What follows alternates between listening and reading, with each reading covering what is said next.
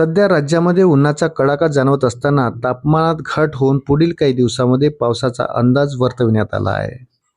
20 मार्चपर्यंत राज्यामध्ये कोकण वगळता उर्वरित महाराष्ट्रात विजांच्या कडकडाटासह पावसाचा इशारा ज्येष्ठ हवामान तज्ज्ञ माणिकराव खोडे यांनी दिला आहे। येत्या 2 दिवसात गुढीपाडवा आला आहे। गुढीपाडव्यापासून पुढील 3 दिवस वातावरणात बदल होऊन अनेक जिल्ह्यांमध्ये पावसाची हजेरी लागणार आहे।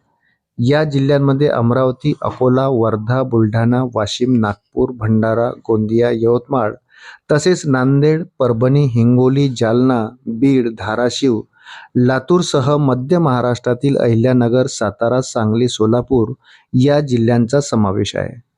राज्यातील काही जिल्ह्यांमध्ये गारपीट होण्याचाही अंदाज आहे। त्यामध्ये बुधवारी दिनांक 18 रोजी अमरावती, अकोला, वर्धा, नागपूर, भंडारा, गोंदिया या 6 जिल्ह्यांमध्ये किरकोळ गारपीट होण्याची शक्यता आहे।